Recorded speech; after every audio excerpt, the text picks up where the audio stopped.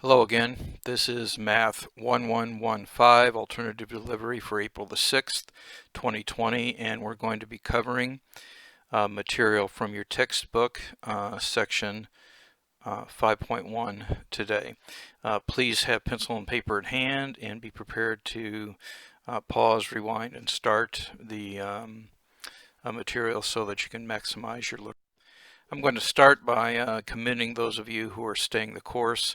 I think it's demonstrating a lot of courage, and I'm very optimistic that, as Bo Schemblucher, the legendary coach at Michigan, said, those who stay will be champions. Today's topic is linear equations and graphs of linear functions. Here's a bunch of the subtopics. We'll talk about the equations. We'll talk about solving linear equations. We'll talk about what linear functions look like, the slope-intercept forms, sketching by intercepts, and a topic called linear regression. An equation is called linear in a given set of variables if each term contains only one variable, and that variable is raised to the first power, or is a constant. And so here is an example that I'm taking from your textbook at John's suggestion. So here you have terms that contain only x and y and a constant. Here you have terms that contain only v and t and a constant. Here you have terms that contain f1, f2, and f3.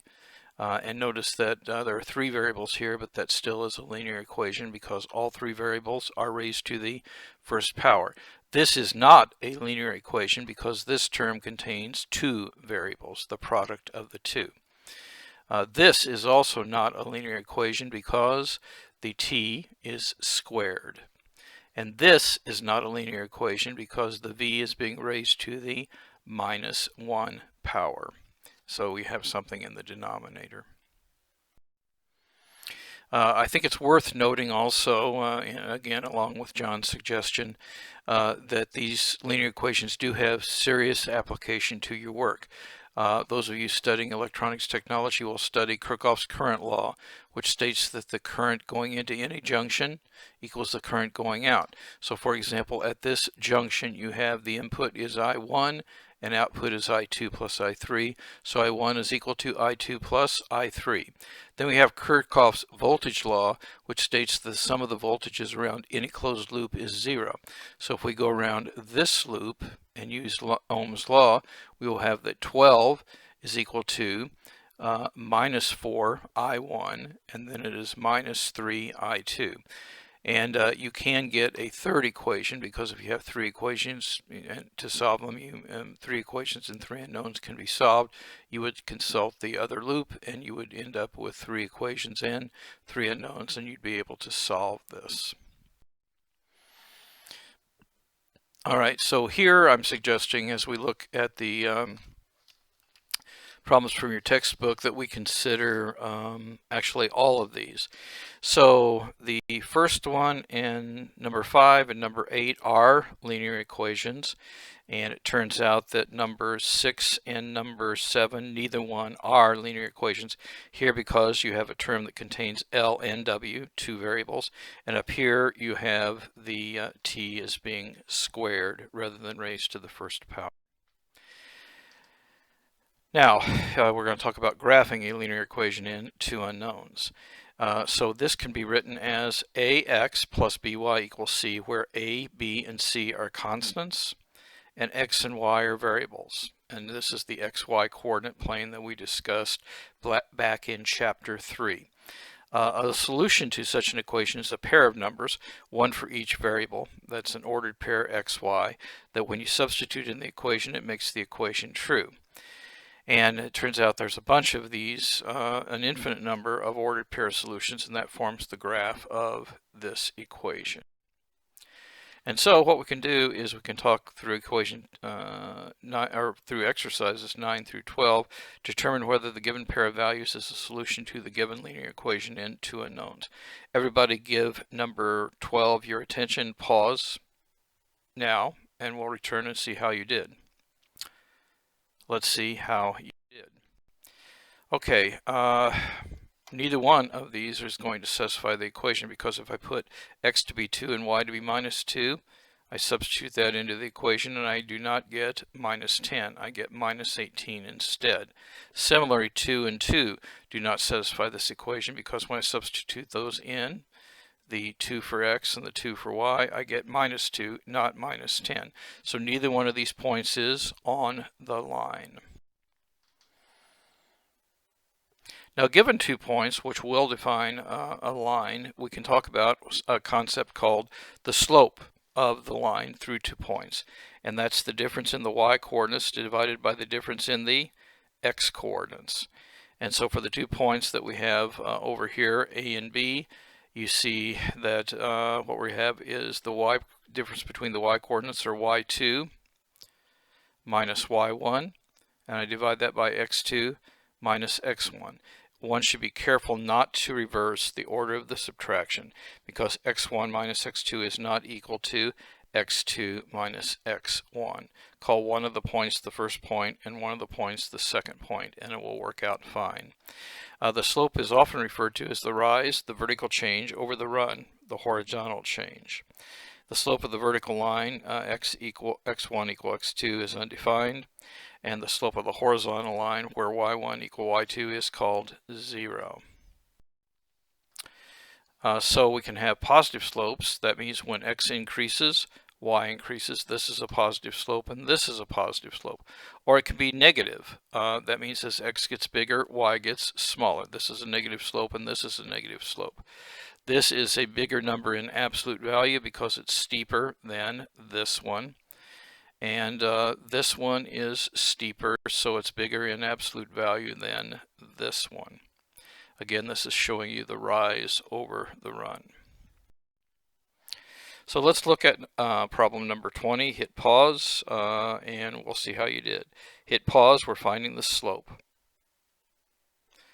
Let's see how you did.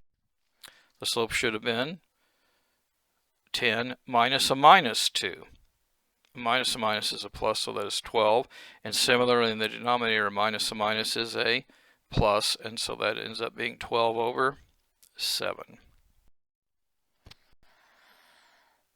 Now, if we consider a general point on a line, xy, and we consider our y-intercept 0b, we can solve this for y. And if you solve for y, if you can solve for y, and you do solve for y, that is an equation that's called the slope-intercept form. It is y is equal to mx plus b. In this equation, m is the slope, the coefficient of the x is the slope, and b is the y coordinate of the point where the line crosses the y-axis. This is the y-intercept for the line, and its coordinates are 0b. This is the slope-intercept form of a line, and the coefficient of the x is the slope again, and the constant is the ordinate of the y-intercept. Now, sometimes we will talk about regression equations, and that's when line really doesn't fit into a model, but we force the best line that we can find. Now, the mathematics of this are beyond the scope of this class, but your book does talk about how to get the regression equations from a fancy calculator. I'm not going to make you use those fancy calculators, but I will expect you to be able to plug in numbers and realize that this can be used for prediction. And so let's go through an example here. Actually, this is given x, find y. That's the direction here. Let's do problem 14. Everybody hit pause, and then we will return and see how you did. Let's see how you did on problem 14. So if x is minus 10, you get y is 5 over 3. If x is 8, you plug it in and you get y is 50 over 3.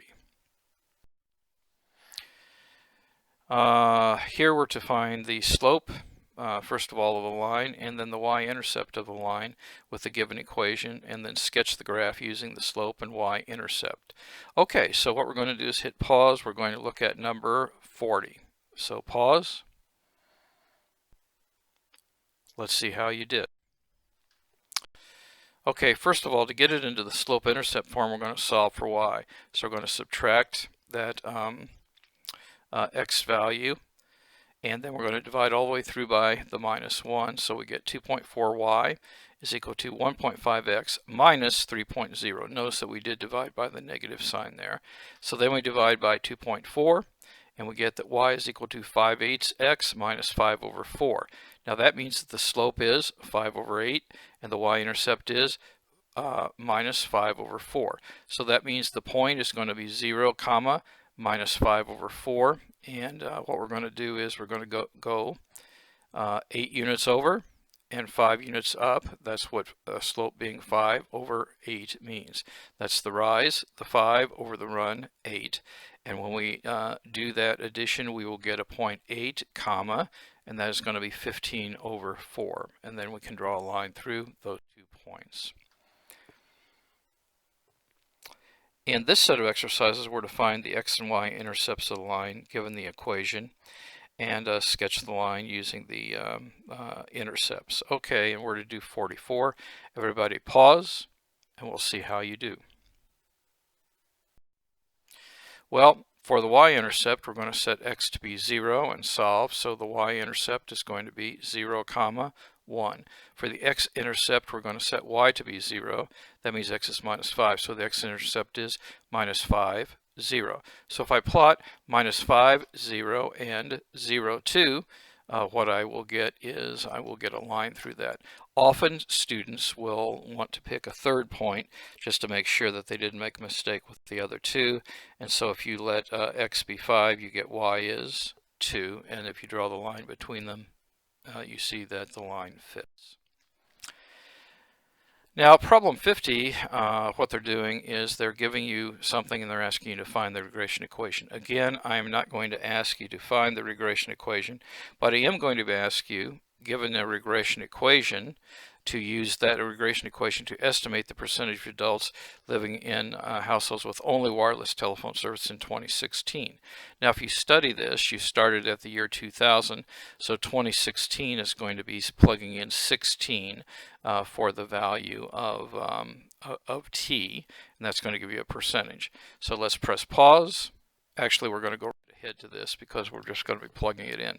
So this is the regression equation that we get. I'm not going to hold you responsible for doing this calculator thing, but that's the regression. The slope is 4.200 of the regression line minus 16.4. So when you plug 16 in there, or excuse me, when you plug x equals 16 into there and do the calculation, you will get 50.800, which could be rounded up to 51%. On these problems, let's look at number 56. So we're given a point, 2 points on a line, and we're supposed to find another point on the line where x is equal to minus 12 and where y is equal to minus 3. The first step is going to be we'll find the slope, and then we'll find the equation of the line in y-intercept form, and then we will plug these values into the equation that we get. Press pause now. Let's see how you did. Okay, so first we find the slope between those 2 points, and the slope is going to be 2 over 5. And so we're looking at the equation y equals mx plus b. If we put x to be 5, and y to be 5, and x to be minus 2, and m to be 2 over 5, we get this, meaning that the y-intercept is 29 over 5. So the equation for the line is y is equal to 2 over 5x plus 29 over 5. Again, the equation had to work for either of these 2 points, and you could have used the other point rather than this first one, and you would get the same answer. In fact, the serious student would want to try that. But this is the equation that we get for that. Now, when we put x to be minus 12 into that equation, we do the calculation, and we get minus 12 for x, but then y becomes 1 when we do the calculation. This is 29 over 5 minus 24 over 5. It's 5 over 5 is 1. And we put y to be minus 3. We're putting minus 3 on this side, and we're solving for x. And we solve for x. We get x is minus 22. So the point minus 22, comma, minus 3 is on the line. This is problem 60. Life is a word problem, so here's a word problem for us.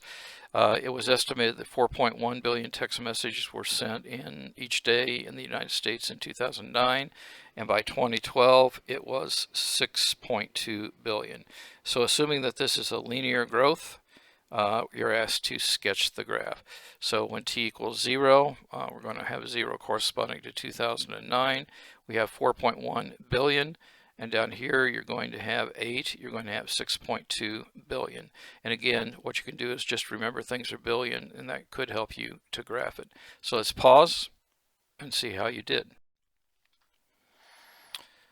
Okay, I talked about a lot of that stuff, so we can calculate the slope then, because we know that one point is this one's 0 comma, and that is 4.1 billion, and the other point is 3, and that is 6.2 billion.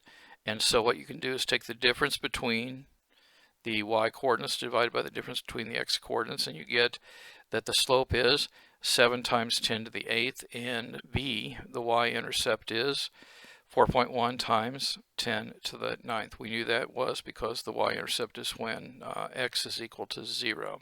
And so we have this equation when we solve for n.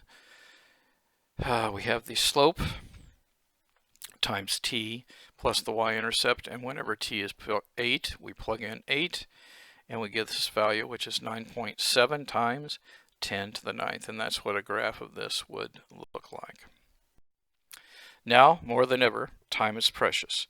Each day must count. Do the math. It will make you strong. The next video will address chapter 5.2.